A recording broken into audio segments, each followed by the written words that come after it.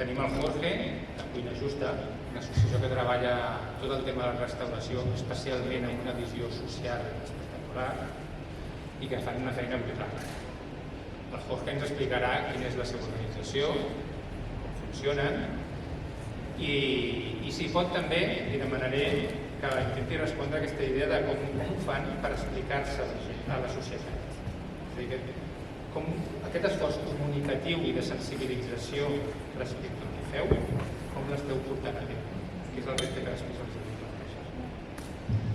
I després tenim l'Anna, després Voladors, que també ens presentarà la seva organització, que estan aquí en aquest mateix carrer, 100 metres més avall, i els heu vist al llarg de l'exposició en diversos llocs, i són presents perquè fan una feina brutal al voltant de l'aprofitament d'aquests aliments que es perden i que es malbaraten. Tenen uns 20 minuts. Si sou més curts i en 15 minuts, doncs cap problema. Sí que no us allargueu més de 20 minuts, perquè després d'aquest 20 i 20 minuts de discutir l'exposició i presentar el repte, anirem a esmorzar. Per tant, sobretot, ja portem bastanta estona, intentem regular bé el temps. Doncs Jorge, ¿nos explicas Cuina Justa? Bueno, un gusto estar aquí explicando lo que es el objetivo de la fundación. Si bien es cierto, es una fundación, pero también es una empresa, donde el objetivo final es entregar puestos laborales a personas con discapacidad o fragilidad mental o de inserción laboral. Entonces tenemos 3 líneas de negocio, que uno es la restauración colectiva, que está enfocada principalmente a las colectividades de colegios. También tenemos el área de catering, que trabajamos con instituciones como el Ayuntamiento de Barcelona, entonces reuniones de trabajo, o algún tipo de celebración institucional. Y también tenemos el área que es de alimentos de quinta gama, o sea, listos para el consumo, donde hacemos sándwiches y ensaladas para típicas tiendas que están en el aeropuerto o máquinas vending con tecnología ATM, este tipo de cosas. ¿Vale? Entonces, ¿cómo intervienen? ¿Cómo nosotros creamos los puestos de trabajo? A través de alianzas con empresas, donde generamos negocios y a su vez vamos integrando a las personas o nuestros compañeros de trabajo, que si bien es cierto, tienen algún grado de dificultad, pero ellos trabajan como cualquier otra persona, por lo tanto el 70 o el 65% de nuestra plantilla a nivel de producción está conformada con personas de reinserción laboral o con personas con algún grado de fragilidad mental. O sea, me refiero a que, por ejemplo, ellos cortan un tomate igual que cualquier trabajador, ellos tienen que participar de las formaciones que se les entrega a diario como cualquier trabajador y se les exige como cualquier trabajador, obviamente. Entonces, a su vez, también tenemos un área de innovación y desarrollo donde vamos trabajando a diario nuevos productos para insertar en el mercado con el objetivo siempre de crear nuevos puestos de trabajo. Y con el área de la alimentación, nosotros contamos con un campo que está en el Prat, que es la Tudela, donde trabajamos con productos de proximidad y de temporada. Entonces se hace un estudio de cultivo y esos productos que se están generando en el campo también se van integrando en nuestro menú, en la temporada de calabaza, de alcachofa, de tomate. Quizás no al 100%, pero una gran parte de esos productos van destinados al consumo escolar en este caso y en algunas empresas que también participamos con colectividades. También tenemos alianzas con algunos proveedores, pero siempre en la línea de lo que es de alimentos de proximidad y en algunos casos también ecológico, que si bien es cierto nos ha costado un poco integrar esta área, el tema de seguridad alimentaria o de mantener la productividad, pero estamos trabajando cada vez con un tema también lo que es ecológico. Eso no sé si alguien tiene alguna pregunta o alguna duda. ¿Trabajáis, por ejemplo, con hoteles? Sí, entregamos dentro de nuestra área de la restauración, tenemos la central, que hacemos alimentación transportada, o sea, menús diarios, y hay hoteles que en vez de tener su cocina in situ para darle a sus trabajadores y les entregamos nosotros la comida diaria. Entonces tenemos la línea fría que regenera en el mismo sitio o el transporte caliente, o sea que solo llega directo para el consumo. Ellos ya puede ser de forma individualizada o en un gastronome hay buffet caliente y se sirve. En los hoteles, yo es que trabajo en el sector hotelero y sé que es verdad que sobra mucha comida y la comida que sobra cogen el hotel. Claro. En tema buffet, Sí, eso es un problema que también nosotros estamos tratando porque, hoy en día toda la normativa europea apunta a el derecho alimentario, una gestión que se trabaja en conjunto, porque si bien es cierto, nosotros como empresa podemos regular las raciones como tal, pero el feedback del consumidor para nosotros es muy importante, porque no es lo mismo entregar unos macarrones con tomate en un colegio que se los va a comer todos los niños a gusto, a una menestra de verdura que quizá va a tener un consumo del 85% y ese 25% va a ir un poco a la basura, ¿cierto? Entonces, lo que nosotros intentamos con el feedback de los colegios en este caso es que el monitor o el encargado del monitoraje nos van diciendo la tendencia de consumo, la aceptabilidad del plato, y así nosotros podemos enviar un poco menos y así reducir un poco la cantidad del alimento. Porque hoy en día también se está abriendo la puerta de ese alimento, poder donarlo, pero lamentablemente si es que el centro que recepciona el alimento no tiene condiciones para regenerar o para mantenerla o conservar la cadena de frío, se dificulta mucho esta acción. También como mencionas con el tema de los hoteles, también nosotros trabajamos con dos alianzas que se me había olvidado, que es un hotel y una empresa de cadenas de bollería en frío, muy grande. Entonces ahí nosotros le realizamos actividades, por ejemplo, en los hoteles, como tipo ayudante de la azafata, que ayuda con botellas de agua, acciones que nuestros compañeros puedan realizar. Y el tema de la bollería y todo el que está congelado, el encajado, etiquetado y todo eso. Ahí también abrimos una lacuna de negociación. ¿Alguien tiene alguna idea? La inserción laboral que tenemos es exitosa. Sí. Tenemos una demanda, hay un departamento social que se encarga, que está confeccionado con psicopedagogos, con psicólogos, con reinserción laboral, con todo esto, donde se abren las puertas a que dejen currículum y ahí se evalúa la actividad que ellos pueden desarrollar y así se les oferta un trabajo. Y a su vez también ellos participan de formaciones, como decía anteriormente, para que entreguen una calidad del producto a su vez y también que les ayude como carrera profesional, porque si bien es cierto, el objetivo nuestro es crear el puente para que ellos quizás el día de mañana se puedan desempeñar en alguna otra sitio. Y yo diría que ha sido bastante exitosa, pero hay que ser muy perseverante con ello. O sea, el seguimiento se puede duplicar o triplicar con un trabajador normal y eso de la fundación lo tiene que asumir y lo asume. ¿Qué quieres decir con el seguimiento? El seguimiento, por ejemplo, no es lo mismo que a un trabajador yo le diga, tú me tienes que cortar el tomate a la mitad y yo a la semana o a los 2 días o a los 3 días lo supervise y quizás me lo está haciendo de forma correcta, pero con nuestros compañeros de trabajo quizás el seguimiento no va a ser al cabo de 5 días, sino que va a ser cada 2 días o cada 1 día, con tal de ayudarle a que él se acostumbre a ejecutar la tarea como corresponde. No, entonces no entiendo por qué dices con un trabajador normal el seguimiento del sector. No, es una estadística. Hay gente que un trabajador normal también se equivoca a diario y Ya, eso lo entiendo. claro, ¿me entiendes? O sea, en el fondo lo que cuesta un poco es el comienzo de la tarea. Una vez que el trabajador ya adquiere el hábito, lo hace perfecto. Lo hace perfecto, o sea, incluso mejor que cualquier otro compañero. Eso es así. Jo tinc una pregunta també, perquè si jo demano un càtering, el càtering d'avui fa injusta, la que preu.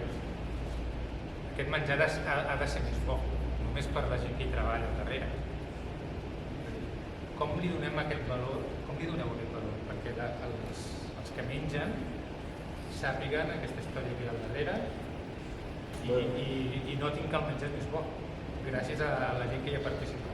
Tenemos dentro de nuestra gama de clientes, tenemos gente, o sea, clientes que le interesa todo esto, y hay clientes que nos ven como una empresa como un mundo.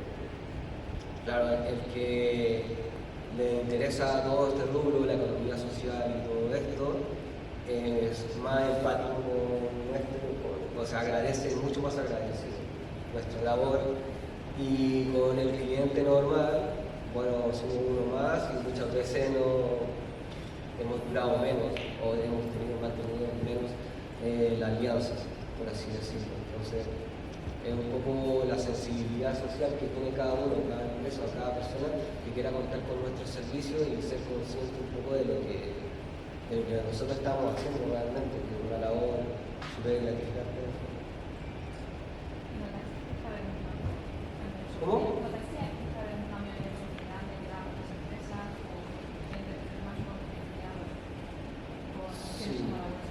Sí, bueno, sí, se ha visto un incremento, pero no sé si es suficiente. O sea, siempre yo creo que estamos al día con esto. Igual también nosotros transmitimos que nuestros compañeros realizan la misma tarea que cualquier otra persona, y eso es súper valorable, porque mucha gente no lo entiende.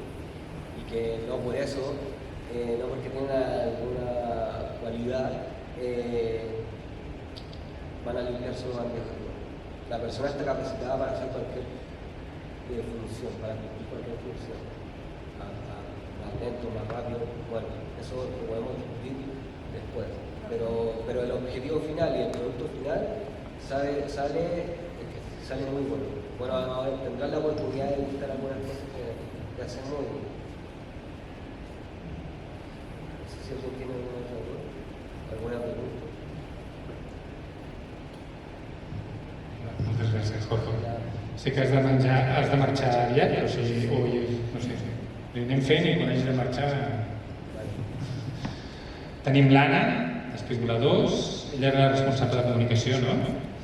I també li demanaria que ens expliqués l'organització i especialment com fan aquesta activitat també de sensibilització i de conscienciació de la població en general respecte a aquest gran repte que tenim, que és reduir el malbaratament alimentari.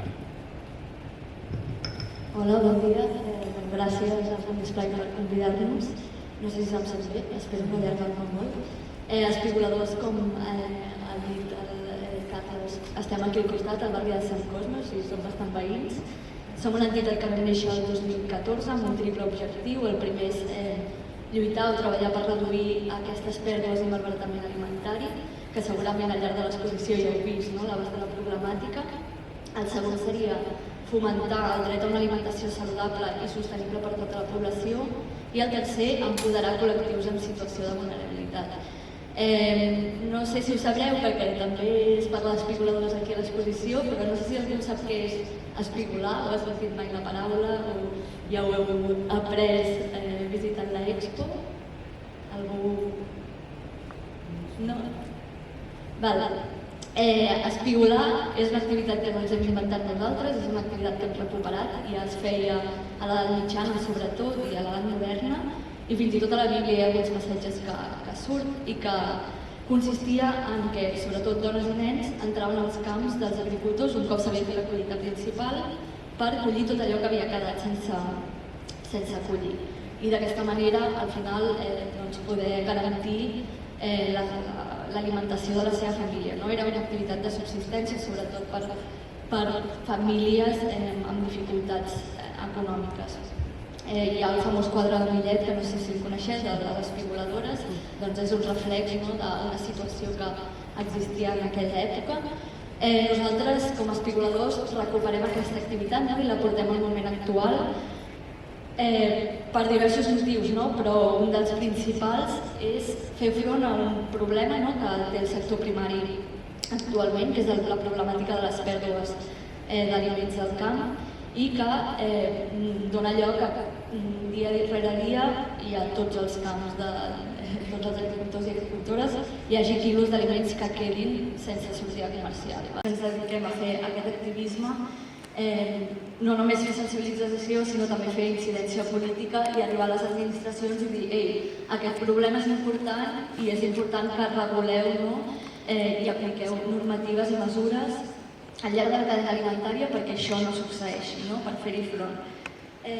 Llavors, al marge de la sensibilització i l'escriurament, també tenim un obrador aquí al barri de Sant Cosme, que és un obrador que funciona com a empresa d'inserció social.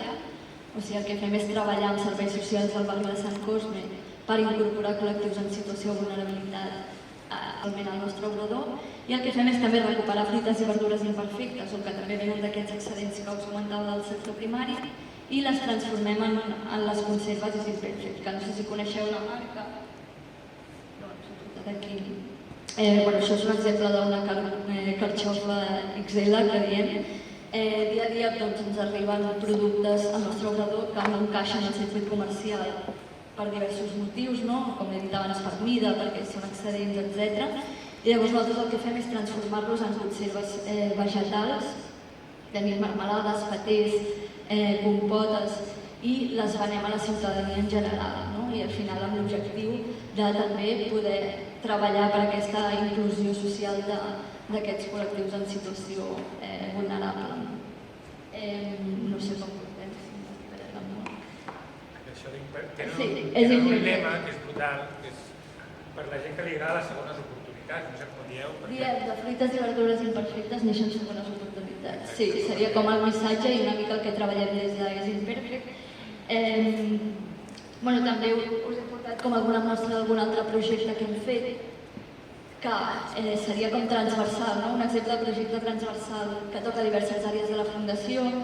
L'any passat, no sé si ho veu veure, però vam espigolar els carrers de Barcelona taronja amarga. La taronja amarga, crec que des del segle XIX es va com incorporar a les ciutats, però sobretot com a un element ornamental. I nosaltres, en la línia també de Barcelona, que està passant cap a una estratègia alimentària per convertir-la també la ciutat en un espai més sostenible, vam treballar amb l'Ajuntament per mirar de recuperar taronges amargues dels arbres que han passat tots els controls sanitaris, o sigui que són perfectament comestibles però no es poden menjar com a taronja, com a fruita de taula, sinó que s'han de transformar, i això és el que vam fer. Vam espigolar arbres de 5 districtes diferents de Barcelona, amb l'ajuda de voluntaris també, i amb les taronges recuperades vam fer aquesta marmelada que es diu la Marga. Aquesta és la de Ciutat Vella, cada districte tenia un color diferent, i les vam destinar a entitats socials de cada un dels districtes. Una mica és com un projecte molt concret i a nivell local i de ciutat, que nosaltres normalment és veritat que treballem amb el sector primari a camp, però sí que vam fer aquesta prova pilot a Barcelona, els resultats han estat molt bons i aquest any repetirem els mateixos 5 districtes. No sé què més, no sé si tenim una pregunta. O sigui, a una tenda no es podria comprar? Aquest no, perquè aquest és d'un projecte que està destinat exclusivament a la donació a entitats, però sí que és Imperfect, això és un dels pocs regals que tenim, està en diverses botigues de Catalunya i de l'Estat. La web és imperfect.com, després us donaré el flyer i surt, i allà tenim tots els punts de venda físics i després també tenim un apartat de venda online on tenim els productes. A més, a l'exposició també el venim. Sí, de fet, allà hi ha. Allà estan exposats. Sí. Aquest és un exemple d'una de les marmelades que tenim, que està feta amb tomàquets imperfectes, que això vol dir que poden ser tomàquets d'una mida no comercial, o per exemple ens ha passat aquest estiu. O sigui, a final de temporada sempre passa que hi ha aquests finals de cultiu, doncs en aquest cas potser eren tomàquets que ja estaven com un pèl massa madurs per arribar a les botigues i estar allà per un parell de dies, i d'aquesta manera doncs, nosaltres sí que ens podem recuperar per fer conserva, en aquest cas marmelada, però amb les pomes també passa. Si estan una mica tocadetes, doncs són igualment aprofitables per fer conserva. No? Que és una mica el missatge que també volem fer arribar a la ciutadania mitjançant la sensibilització, que al final, si tu tens una poma a casa que li ha sortit un cop, no és el seu final, no? O sigui, com intentar empoderar també la ciutadania a tots aquests coneixements que tenien les nostres àvies de fer conserves, no? De fer receptes d'aprofitament, que al final moltes receptes de la base de la nostra cuina són receptes d'aprofitament, les croquetes, els canelons, etc. Doncs intentar com recuperar aquesta idea, no? I al final per fer front a un problema que és, bueno, al final és un problema climàtic i ambiental també, no? O sigui, ja heu vist els impactes que té el malbaratament pel clima, llavors és com posar el focus també en aquest sentit. Quina va ser l'acció que vau dur a terme a Madrid? Sí, l'acció a Madrid era, bueno, vam estar damunt del Congrés dels Diputats i al final la nostra idea, o sigui, ens hem estat reunint, som un col·lectiu que ens diem Colectivo Ley Sin Desperdicio i que uneix diverses entitats activistes de tot l'estat. I el que hem anat fent, a part d'una campanya a xarxes socials per recollir firmes, que si busqueu leysindesperdicio.org trobareu com tota la informació i els punts que nosaltres reivindiquem. El que hem fet és mantenir contacte amb grups polítics, no?, per presentar-nos les nostres esmenes de la llei i que les incorporin. Llavors ahir el que vam fer va ser com una mica una mostra o una acció per donar un missatge de estem aquí, no? I estem per reivindicar una llei més valenta i tots els grups polítics, excepte Vox, es van apropar al nostre estant, no?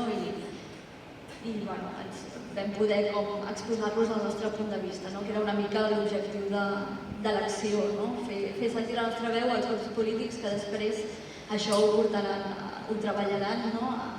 A la comissió d'agricultura en aquest cas i esperem que incorporin, no, les esmenes que nosaltres hem estat treballant. I al final, bueno, segurament aquest octubre, novembre, la llei es portarà a debat al Parlament, o sigui que és un dels focus que tenim ara més en ment, no, a nivell d'incidència. I no s'havia aprovat ja aquesta llei? Es va aprovar la llei catalana, sí. De fet, el 2020 es va aprovar la llei catalana i per nosaltres és com un referent, no? Quan parlem de llei espanyola sempre l'hem comparat amb la catalana. La catalana era molt ambiciosa en molts aspectes i en canvi l'espanyola té moltes mancances, no? Per exemple, a nivell de la jerarquia de prioritats a la gestió dels residus, posen com el focus en la gestió d'excedents en lloc de la prevenció, no? Que nosaltres creiem que hauria de ser el focus principal, perquè al final, molt bé, tenim excedents i hem de saber com gestionar-los, i això és clau, però hem d'anar un pas enrere i evitar que aquests excedents no es produeixin. I és, per exemple, una de les mancances que té la llei estatal respecte a la llei catalana. Que no es produeixi cap excedent? Cap no, però reduir el nombre d'excedents. Per exemple, que no es produeixi saber per què es produeixen és important, no? Una mica per què s'estan produint les pèrdues al camp. O sigui, potser hem d'anar una mica més enrere i veure les causes, no? Que és una mica el que nosaltres també fem amb estudis de recerca, no? I d'investigació, de dir ens estem trobant aquesta situació al camp, nosaltres utilitzem l'espigolament per recuperar aquests excedents i que no es perdin, però també volem saber per què estan passant, o sigui, per què està passant aquesta situació, per què la pagesia té tantes pèrdues i què podem fer perquè no es produeixin, no? Segurament és flexibilitzar aquests criteris estètics, no? Donar més, reivindicar preus justos per la pagesia, o sigui, és com anar a les causes del problema per prevenir la conseqüència. Jo em pregunto, respecte a això de l'estètica, què més dona quina forma té un aliment? El que més importa és com s'ha. Sí, això és el missatge principal i seria l'utopia. Al final també hi ha criteris estètics que són per pur temes logístics o d'emmagatzematge. Al final els és més fàcil potser en una caixa encaixar carbassons que són d'una mateixa mida i d'una mateixa forma, que tenir uns que són més grans, uns que són més petits, uns que tenen a vegades els criteris, o sigui, també en com funciona el sistema alimentari actual venen moltes vegades per aquest punt. No? Després segurament com a consumidors també som una mica exigents i també escollim segurament la fruita i verdura amb què brilla més, la més perfecta. Llavors, si també fem aquest canvi, és el que comentàvem abans, no? També podem generar canvis en el mercat, no? I que potser aquests criteris es tornin una mica més laxes. Sí.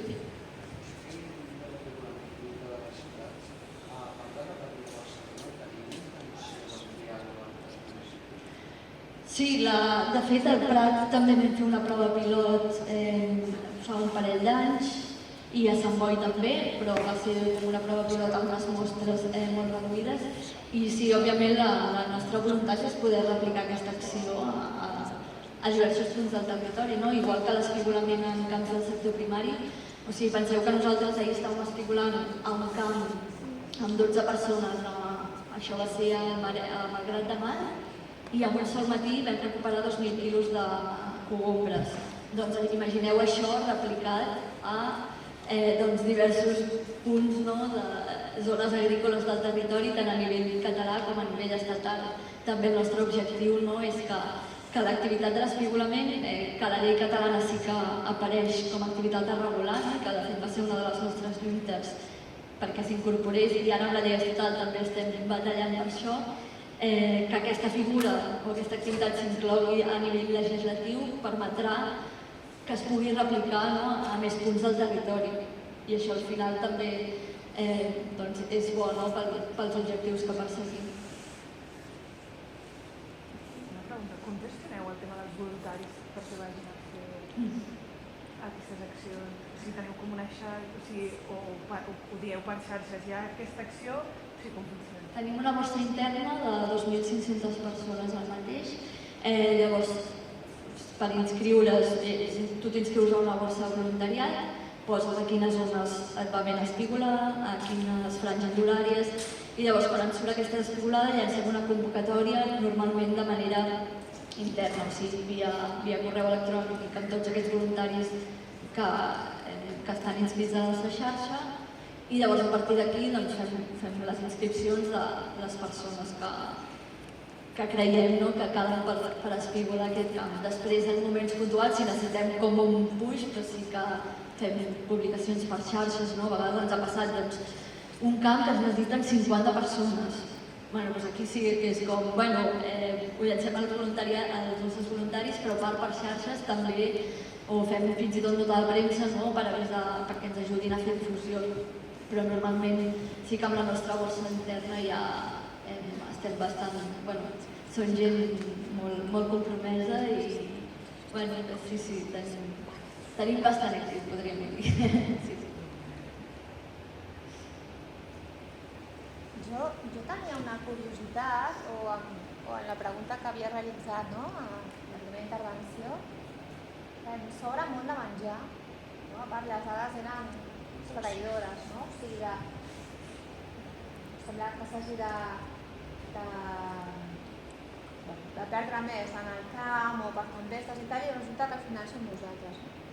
El fet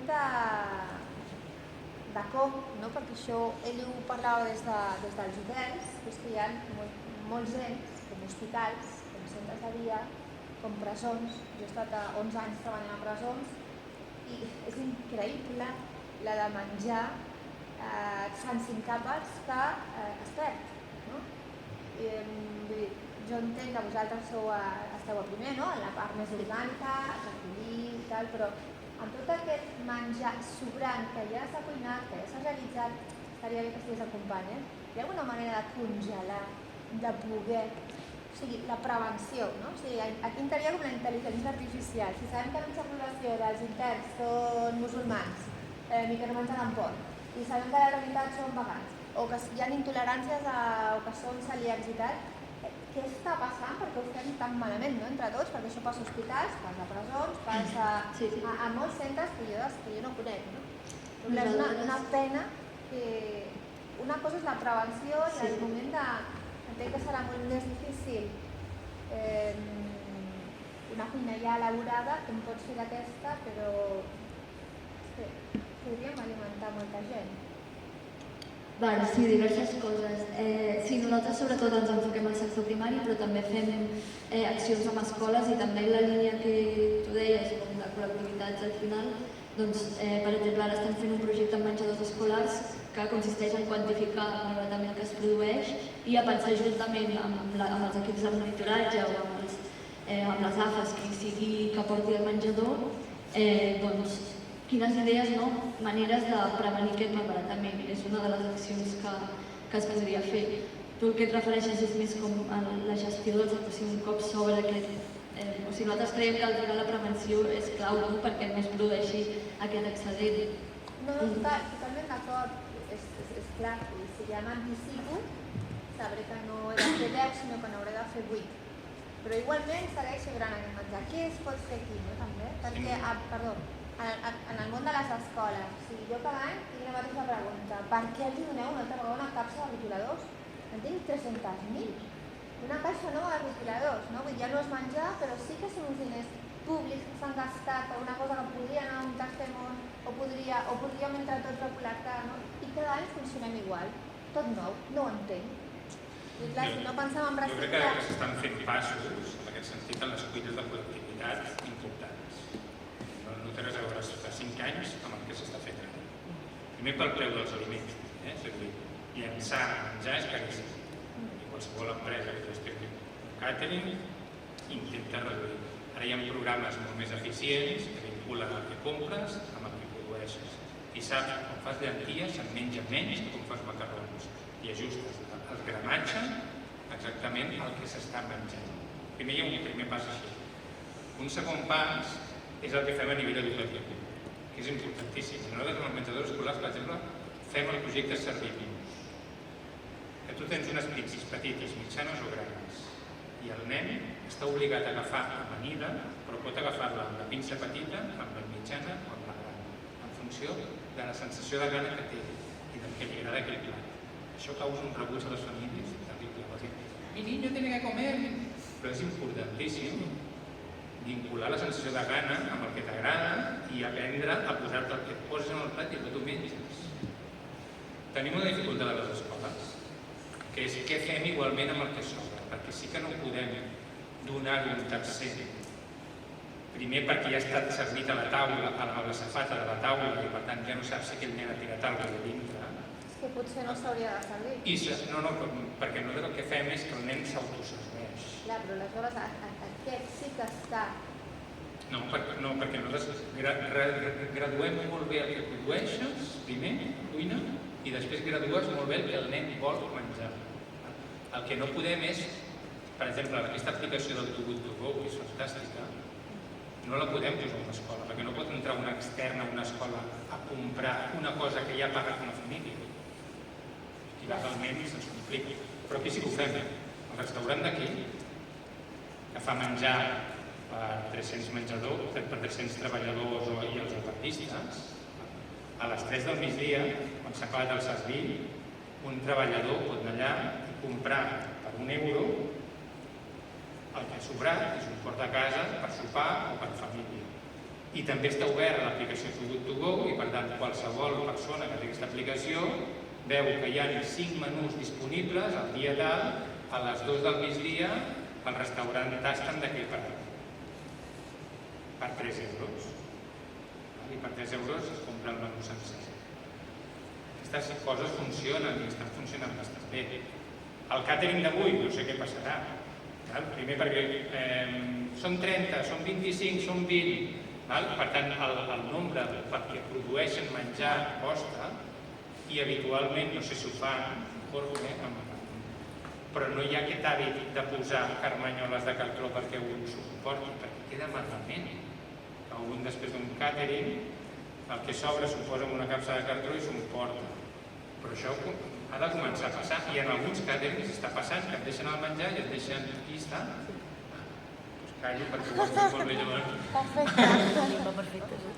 Però són estratègies que són i que comencen a donar-se. Un dels reptes que tenim, que és el d'Aigües a Barcelona, no? O sigui, ja tu pots demanar, tu pots anar a un restaurant, el que sigui, i demanar aigua de l'aixeta, no? El tap water famós.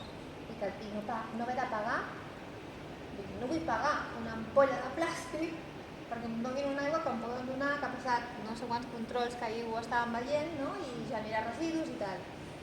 Clar, aquí també entres amb les vergonyetes, no? Qui s'emporta o qui demana? Aigua de l'aigua, pues sí, vale. O la carmanyola, no? Però clar, hi ha un... També em va saber igual, de les 3 tipus d'aigües que ens van donar, l'aigua de l'aixeta i la de l'ampolla amb més filtres em va saber pràcticament igual. No vaig notar gaire la diferència. Amb l'altre sí, però... Perquè no veus aigua de l'aixeta. Perquè no, o sigui, hi ha una cosa que és l'hàbit i acostumar-se. Jo que estic amb nens de 4 anys, els nostres nens que des de molt petits prenen iogurt sense sucre i els que no. O sigui, hi ha un hàbit que és a casa que és crucial. I els pares i les mares tenen un paper molt important en aquest sentit per crear hàbits fora i dins de casa. No gaire bé que prenc iogurt sense sucre. Em posa això. Val, doncs, moltes gràcies, Anna. Gràcies. Visites com aquesta, xerrades com aquesta, estem fent també gràcies al programa Eat Life, que és el que ens financia totes aquestes activitats de sensibilització a la ciutadania. Heu vist aquesta exposició?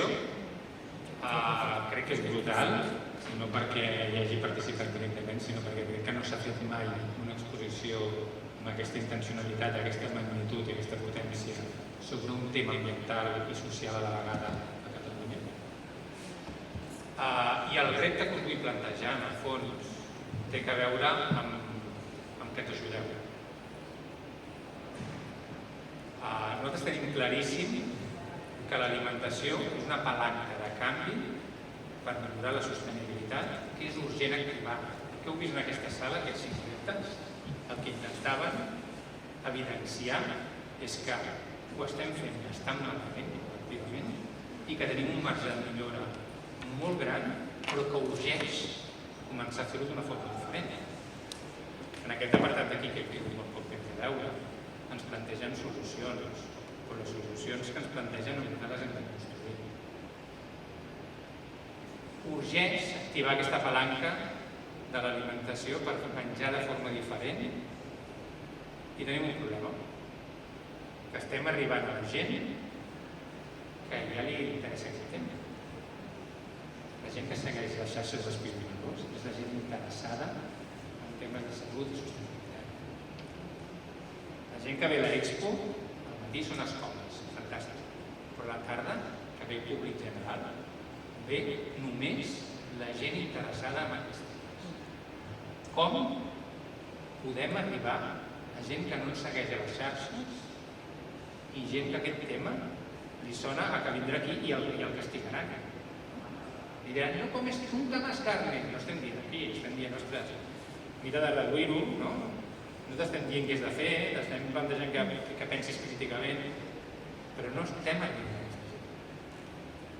Llavors el repte que us plantegem és que qui vulgui, sembla que ho repartiu per grups, no? Alguns agafen un repte, no sé ben bé com ho organitzem. Però si algú de vosaltres s'anima a donar-li voltes al carro i a proposar-nos estratègies de com podem fer per conscienciar més gent i sobretot aquella fora de la bombolla nostra, perquè nosaltres ens adrecem a la nostra bombolla i el company de la cuina justa igual, qui s'adreça? Doncs la gent a les empreses conscienciades que volen fer RSC, nosaltres no. Com ens ho fem? La gent que volem canviar el món a través de l'alimentació per arribar a gent que no ens escolta i que no li interessa escoltar. I més, sabem que estem al barri de Sant Bosco, que venir a veure una exposició d'aquest tipus aquí costa, perquè costa al mig de Barcelona i has de fer un esforç afegit, un esforç que has d'entrar en un barri que té un cert estigma, i a més perquè som una organització que no som el tot de caixa, és la primera exposició que fem.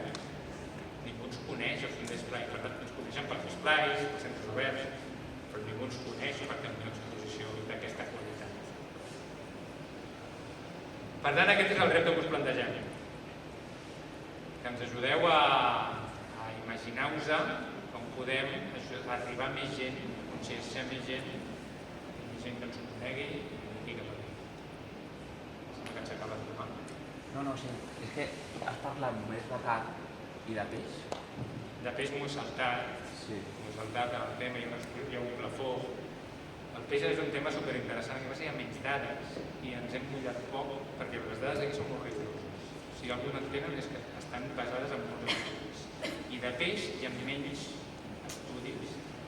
Però sí que és cert que hi ha, per exemple, una dada important, és que el 35% de les poblacions de peixos de la Mediterrània estan sobreexplotats i per tant ja difícilment recuperaran, és a dir, se'n van cap a l'extinció.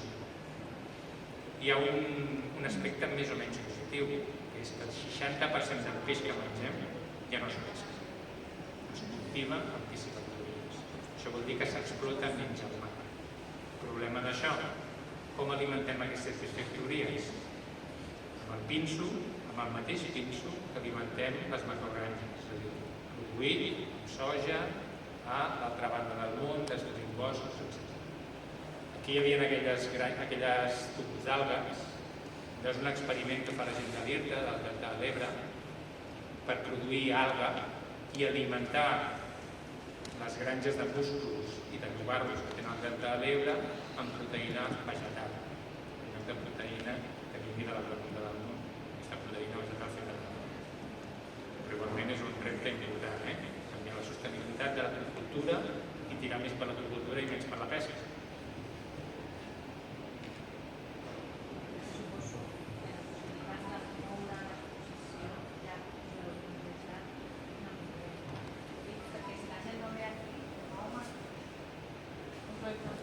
Sí, el que passa que està aquí és una opció. És una opció. És a dir, per què les coses guapes no poden passar a Sant Cruz? No? És a dir, per què la gent, ostres, no es mereixen un barri una cosa d'aquest tipus, només a l'Estat de Barcelona? També estar aquí era una opció ideològica, igual que vam venir amb la seu aquí, no? El que passa que tenim els nostres... No deia tant per això, sinó per arribar a ser itinerant. Sí. Sí, tal com està feta l'estructura, difícilment és itinerant, els continguts sí. I la veritat és que ens agradaria fer-la circular per tot Espanya. I els continguts estan fets, l'únic que s'ha d'estar traduïda, i s'ha d'acabar d'escriure només en castellà, canviant el tipus de material que sigui...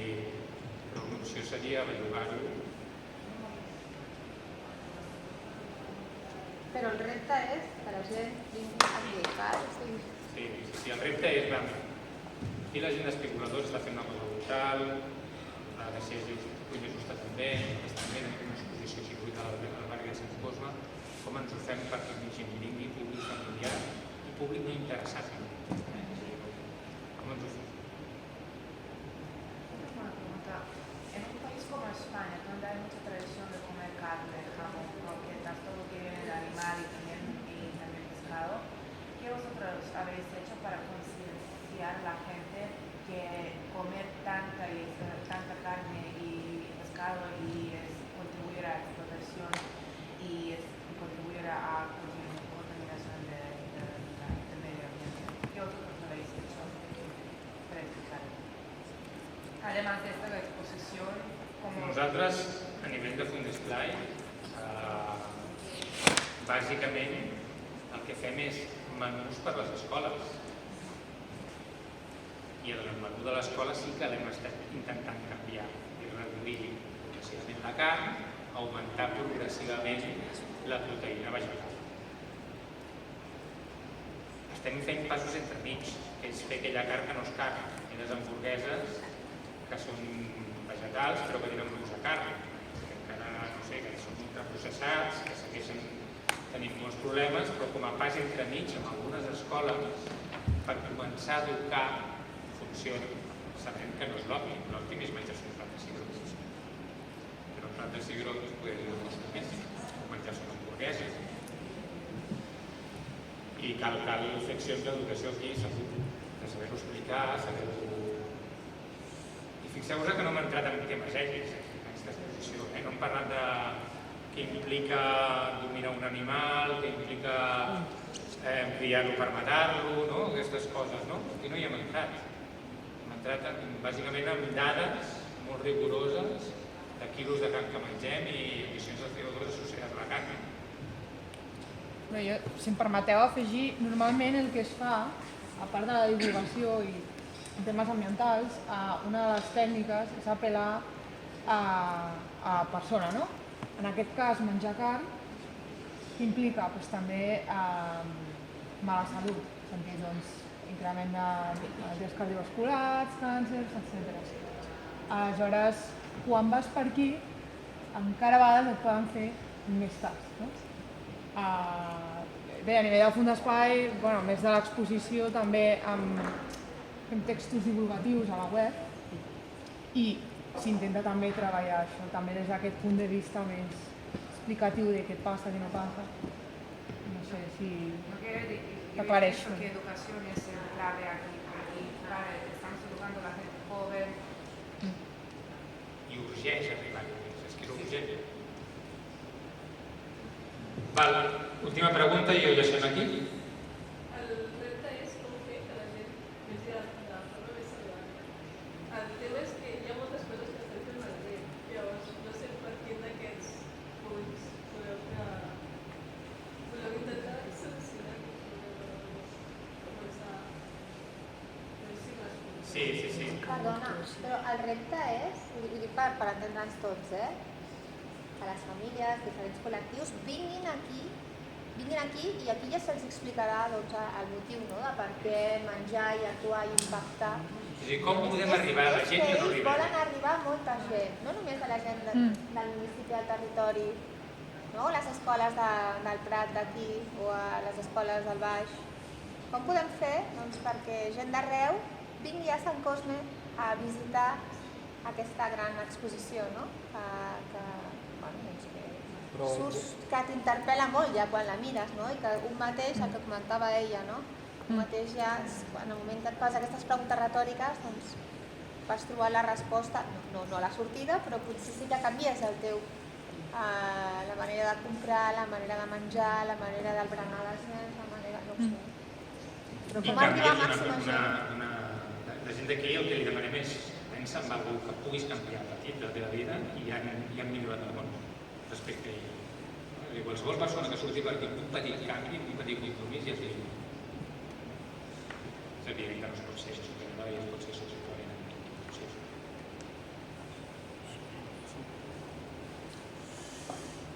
Molt bé. Doncs teniu un repte important. Si creieu que teniu idees i ens podeu aportar, doncs nosaltres us escoltarem molt. Si voleu mantenir algun tipus de relació al llarg d'aquests dies que estigueu treballant aquest repte, doncs aquí ens teniu. Fem una videoconferència, una trucada, un mail, el que sigui, i compartim, i espero que sí que ens arribi alguna proposta interessant que ens faci reorientar la comunicació, les accions que fem, les activitats, etc. I que pugui ajudar que realment hi hagi més gent conscienciada i més gent canviant el món gràcies a menjar. Ara sortirem a l'altra banda del jardí de Centre Esplai, on tindrem un esmorzar preparat. Però abans la Laura aguanta un codi QR una mica amb la valoració de la visita de la xatana, que ens interessa sempre anar millorant i per tant una petita valoració sempre més interessos. D'acord? Gràcies per venir.